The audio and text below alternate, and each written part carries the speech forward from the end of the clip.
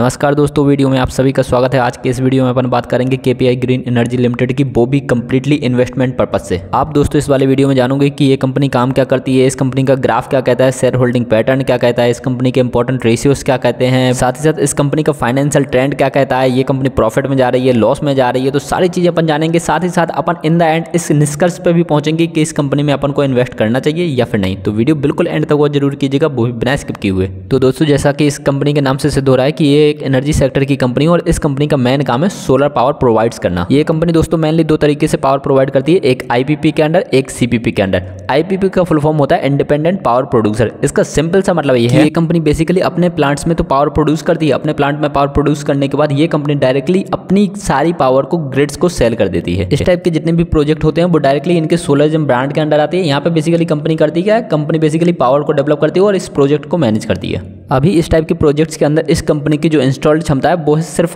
100 megawatt, जो कि बहुत कम है। इसके बाद दोस्तों जो दूसरे टाइप के प्रोजेक्ट होते हैं वो होते हैं कैप्टिव पावर प्रोड्यूसर, और उसका सिंपल सा मतलब ये है कि इसमें बेसिकली बिजली दूसरों को प्रोवाइड करने के लिए ये कंपनी दूसरों के ही एरिया में सोलर प्लांट्स लगाती है और उनको डायरेक्टली बिजली प्रोवाइड करती है और सारे के सारे जो प्लांट्स हैं, प्रोजेक्ट्स हैं, उनको मैनेज करती है। इसके अलावा दोस्तों एक और तरीके से ये कंपनी थोड़ा बहुत पैसा कमाती है, वो है इंडस्ट्रियल प्लॉट सेल। ये कंपनी बेसिकली अपने बहुत सारे प्लॉट्स को कई बार सेल कर देती है डायरेक्टली और उनसे पैसा ये कंपनी ले लेती है, और फिर दोस्तों उन्हीं प्लॉट्स को भी ये कंपनी लीज पर ले लेती है लगभग 25 ईयर्स के लिए, और उन प्लॉट्स पर ये कंपनी क्या करती है, सोलर प्लांट्स लगाती है और फिर उन्हीं सोलर प्लांट से ये कंपनी अपने लिए रेवेन्यू जनरेट करती है, और जिनसे ये एरिया लीज पर ले रखा है उनको पर ईयर बेसिस पे उन रेंटल्स पे करती रहती है। तो ये था दोस्तों बेसिक ओवरव्यू इस कंपनी के बारे में। अभी तक आप जान गए होगी कि ये कंपनी करती क्या है। अब इस कंपनी के कुछ फाइनेंशियल रेशियो से जानते हैं। तो दोस्तों सबसे पहले अपन देखते हैं कि इस कंपनी का आरओसी जो कि 24.7 है। आरओसी का मतलब होता है रिटर्न ऑन कैपिटल एम्प्लॉयड। इसका मतलब अगर इस कंपनी में पर ईयर बेसिस पे 100 रुपये खर्च किए जाते हैं तो यहाँ पर ये कंपनी 24% का रिटर्न बनाती है, मतलब 124.7 रुपये जनरेट कर लेती है। और दोस्तों इन जनरल 15 से ऊपर अगर आरओसी होता है तो वो काफी बेहतर माना जाता है, और ये 24.7% है जो कि काफी बेहतर है। ऑफकोर्स दोस्तों जो इस एग्जाम्पल के थ्रू मैंने बताया कि 100 रुपये पर ये कंपनी 124 रुपये जनरेट कर रही है, तो इन 124 रुपये में अभी भी इस कंपनी को जो टैक्स और इंटरेस्ट देना है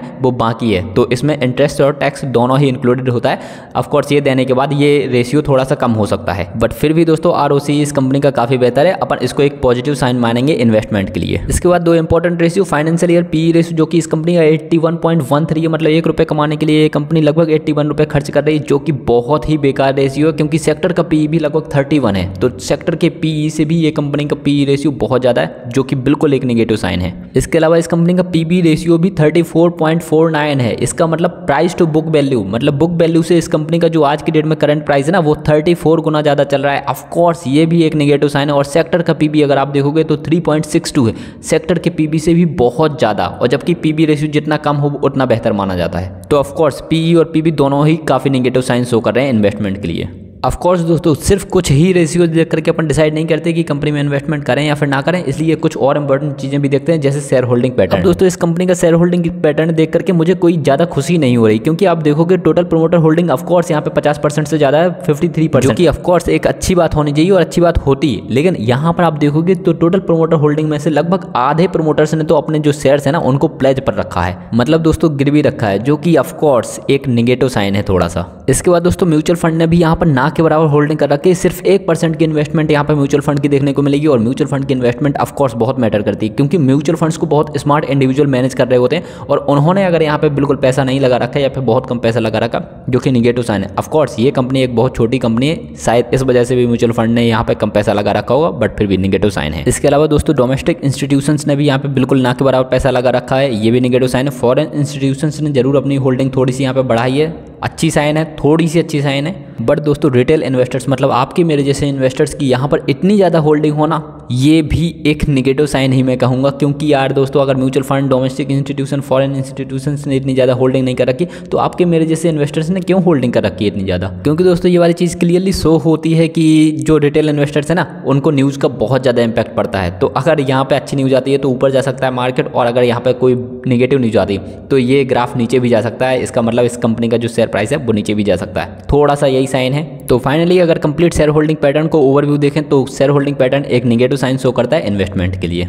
अब दोस्तों इस कंपनी की सबसे इंपॉर्टेंट चीज़ देखते हैं, और जो कि किसी भी कंपनी के लिए बहुत इंपॉर्टेंट चीज़ होती है, वो है फाइनेंशियल ट्रेंड। पिछले 4 वर्षों का अगर आप फाइनेंशियल ट्रेंड देखेंगे तो इस कंपनी का रेवेन्यू बहुत ज़्यादा तेज़ी से बढ़ा है और प्रॉफिट भी बहुत तेज़ी से बढ़ा है।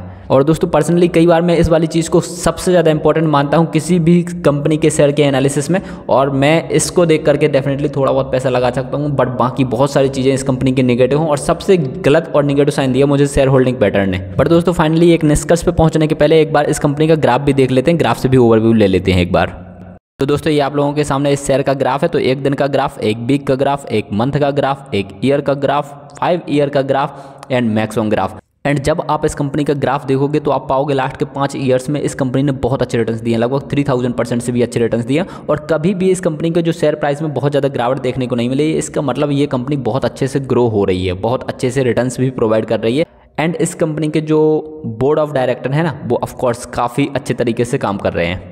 तो फाइनली दोस्तों अपन सारी चीज़ों को ऑब्जर्व करने के बाद इस निष्कर्ष पे पहुंच रहे हैं कि ये कंपनी डेफिनेटली इन फ्यूचर अच्छा कर सकती है, बट कुछ चीज़ें यहाँ पे नेगेटिव हैं। उसकी वजह से मैं हमेशा कहूँगा कि ये छोटी कंपनी है, बहुत छोटी कंपनी है, तो यहाँ पे आप बहुत बड़ी इन्वेस्टमेंट ना करें। ऑफकोर्स आप अपने 100 रुपये में से सिर्फ 1 या 2% लगा सकते हैं यहाँ पे, जिनसे डेफिनेटली ये मल्टीबैगर आपको बना सकती है। 1-2 रुपये से ये आपके रुपये को 10 रुपये कर सकती है, बट 1-2 रुपये आप लोगों के डायरेक्टली ½ रुपये या फिर 0.25 पैसे भी बन सकते हैं। तो ऑफकोर्स आप लोगों को ये वाली चीज़ ध्यान रखनी है। मेरा इस वीडियो के माध्यम से आप लोगों को कोई भी रिकमेंडेशन देना बिल्कुल भी उद्देश्य नहीं था, सिर्फ सारी चीज़ें आप लोगों के सामने रखना था, आप लोगों को एक सही डिसीजन तक पहुंचाने में। अगर ये वीडियो थोड़ा भी हेल्प करता है तो मेरे ख्याल से इस वीडियो का जो औचित्य है वो पूरा हुआ। पर्सनली दोस्तों इस वाले शेयर को लेकर के मैं क्या करने वाला हूँ, तो मैं इस शेयर में थोड़ा कम पैसा लगाने वाला हूँ। ऑफकोर्स मेरे पास बहुत ज़्यादा पैसा नहीं होता पर्सनली, बट इस शेयर में मैं बिल्कुल ना के बराबर या फिर 100 रुपये में से 1 या 2 रुपये लगाना ही प्रीफर करूँगा।